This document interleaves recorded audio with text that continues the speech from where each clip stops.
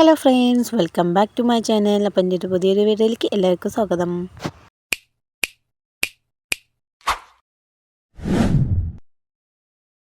അപ്പോൾ ഈ വീഡിയോൻ്റെ മെയിൻ ഉദ്ദേശം എന്താണെന്ന് നമ്മുടെ തമ്പ്നെയിൽ കണ്ടപ്പോൾ നിങ്ങൾക്കൊക്കെ മനസ്സിലായിട്ടുണ്ടാകും കേട്ടോ.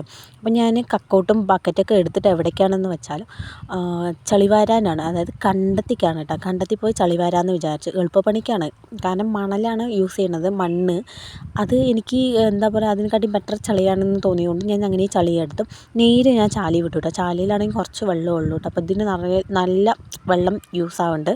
അങ്ങനെ ആ ബക്കറ്റ് നിറയെ ഫുള്ള് വെള്ളം ഒഴിച്ചിട്ട് അതിൽ നന്നായി കലക്കിയിട്ട് അതിലുള്ള നാരൊക്കെ കയ്യിലേക്ക് വരുന്നുണ്ട്. അപ്പോൾ അതന്നെ കയ്യിൽ നിന്ന് തന്നെ നാരൊക്കെ എടുത്തിട്ടുണ്ട് കേട്ടോ. പിന്നെ ഒരു തോർത്ത് വെച്ചിട്ട് ഉപയോഗിക്കാത്ത തോർത്ത് വേണം എടുക്കുക, അല്ലെങ്കിൽ അമ്മേൻ്റെ നല്ല ചീത്തയും കിട്ടും തല്ലും കിട്ടും. അങ്ങനെ ഞാൻ നാരൊക്കെ എടുത്ത് കളഞ്ഞിട്ട് നേരെ അരിച്ചെടുത്തിട്ടുണ്ട്. അപ്പോൾ അരിച്ചെടുത്തപ്പോൾ നമ്മുടെ ചളി വേറെ, മണലും നമ്മുടെ മണൽത്തരിയിൽ അതും വേറെ വേറെ ആയിട്ട് വരും.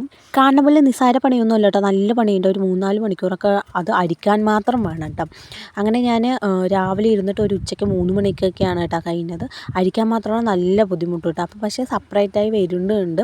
പക്ഷേ തോർത്തിയിൽ ആയതുകൊണ്ടാണ് ഇത്രയും സമയം എടുത്തത്. ഇത് ഇങ്ങനെയാണ് അരിക്കേണ്ടത് കേട്ടോ. വേറെ നൈസ് തുണിയാണെങ്കിൽ ഇതിനെക്കാട്ടും ഭയങ്കര കഷ്ടമായിരിക്കും. അങ്ങനെ അരിച്ചരിച്ചരിച്ച് ലാസ്റ്റ് എനിക്ക് ഒരു ബക്കറ്റ് ചളിയിൽ നിന്ന് എനിക്ക് ഇത്രയാണ് കേട്ടോ കിട്ടിയത്. ഇത് ഇനിയും കമ്മിയാകും കേട്ടോ. അങ്ങനെ ഞാൻ ഒരു ദിവസം റെസ്റ്റ് ചെയ്യാൻ വേണ്ടിയിട്ട് ഇങ്ങനെ മൂടി വെച്ചിട്ടുണ്ട്, അനക്കാനേ പാടില്ല കേട്ടോ. എന്നിട്ട് അടുത്ത ദിവസമാണ് കേട്ടോ എടുക്കേണ്ടത്. അപ്പം ഞാനൊരു ഉച്ചയാകുമ്പോഴാണ് എടുത്തത്, ഒരു 24 മണിക്കൂറൊക്കെ കഴിയുമ്പോഴാണ് എടുത്തത്. അപ്പം മേലെ വെള്ളം ഇങ്ങനെ തെളിഞ്ഞ് വരും കേട്ടോ. അത് നമുക്ക് കപ്പ് വെച്ചോ എന്തെങ്കിലും വെച്ചിട്ട് കോരി കളയണം. ഞാൻ കപ്പ് വെച്ചിട്ടാണ് ആദ്യം കോരിയത്. പക്ഷേ അടിയിൽ ചളിയൊക്കെ ഇളകി വരുന്നുണ്ടായിരുന്നു. അപ്പം ഞാൻ വിചാരിച്ചു അതിനേക്കാളും കുറച്ച് ക്ലാസ്സിലൊക്കെ എടുത്താൽ കുറച്ച് നന്നായി കിട്ടും വിചാരിച്ചു. അങ്ങനെ ക്ലാസ്സിൽ അങ്ങനെ എടുത്തു. പക്ഷേ ഇതും മെനക്കെട്ട പണിയാണ്. അപ്പം ഞാൻ വിചാരിച്ചു ഇങ്ങനെ ചരിച്ച് കളയാമെന്ന്. അങ്ങനെ ആ വെള്ളത്തിന് ഞാൻ ചരിച്ചാണ് കേട്ടോ കളഞ്ഞത്. അപ്പം നമുക്ക് അടിയിൽ ചളി മാത്രം കിട്ടും. അത് കാണുമ്പോൾ നമുക്കൊരു ഭയങ്കര സന്തോഷമുണ്ട്. കാരണം നമ്മൾ ഇത്രയും കഷ്ടപ്പെട്ടിട്ട് പെട്ടെന്ന് തീരുമാനിട്ട് ഇരുന്നതാണ്. എന്നിട്ട് 2 ദിവസം എടുത്തു ലാസ്റ്റ് ഈ ഒരു ചളി കിട്ടിയിട്ടാണ്. ഈ ചളിക്ക് നമുക്ക് ഇനി വെയിലത്തോ അല്ലെങ്കിൽ വെയിൽ കൊള്ളാത്ത രീതിയിൽ ഉണക്കാൻ വെക്കണം കേട്ടോ. അപ്പോൾ ഞാൻ ആദ്യം വിചാരിച്ചു നമ്മുടെ ആ തോർത്തിൽ തന്നെ കെട്ടിയിട്ട് കിഴി കെട്ടി വെക്കില്ല, അങ്ങനെ കെട്ടി വെക്കാമെന്ന്. പക്ഷേ അതിൻ്റെ താഴെ പോയി, കാരണം ഒരാളെ ഹെൽപ്പിന് വേണം. പക്ഷേ എൻ്റെ കയ്യിൽ ഇല്ലായിരുന്നു. ലാസ്റ്റ് അടിയിൽ ഈ ഒരു ചളിയാണ് കേട്ടോ എനിക്ക് കിട്ടിയത്.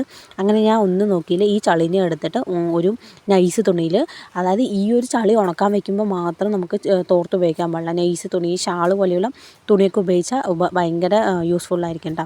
തോർത്ത് എന്തായാലും മാക്സിമം ഒഴിവാക്കാൻ നോക്കുക, കാരണം എനിക്ക് പണി കിട്ടിയതാണ്. അങ്ങനെ ഇത് വെച്ചിട്ട് ഞാൻ പെട്ടെന്ന് ഉണങ്ങണം എന്നിട്ട് ഞാൻ എന്ത് ചെയ്തു, നേര് വെയിലത്ത് കൊണ്ട് വെച്ചു കേട്ടോ. വെയിലത്ത് കൊണ്ട് വെച്ചപ്പോൾ സൈഡിലുള്ളതൊക്കെ ഭയങ്കര നല്ല കട്ടിയുണ്ട്. പക്ഷെ ഇവിടുത്തെ സെറ്റായി കെട്ടിയിട്ടുണ്ട്. ഇതാ നല്ല സ്മൂത്തിൽ വരുന്നുണ്ട്. അപ്പോൾ ഇതൊക്കെ ഒന്ന് നമുക്ക് സെറ്റാക്കി എടുക്കാം, കുഴച്ചെടുത്തപ്പോൾ ഇങ്ങനെയാണ് കേട്ടോ ഉണ്ടായിരുന്നത്. ചളി കാണുന്ന പോലെ ചളിയൊന്നും ഇല്ല കേട്ടോ. ഞാൻ വെള്ളം തൊട്ടിയിട്ട് ഒന്ന് നല്ല സോഫ്റ്റ് ആക്കാമെന്ന് വിചാരിച്ചതാണ്. പക്ഷേ ഇത്ര വെള്ളമൊന്നും ഇല്ല കേട്ടോ ഉള്ളിൽ. അപ്പോൾ 2 ദിവസം കഴിഞ്ഞ് എൻ്റെ സെറ്റായി. ഇത് വെച്ച് ഞാൻ ക്രാഫ്റ്റൊക്കെ ചെയ്തിട്ടുണ്ട് കേട്ടോ. അപ്പോൾ നെക്സ്റ്റ് വീഡിയോയിൽ ഞാൻ അതെല്ലാം ഇടാം കേട്ടോ. അപ്പോൾ ഇന്നത്തെ വീഡിയോയിൽ ടാറ്റാ ബൈ.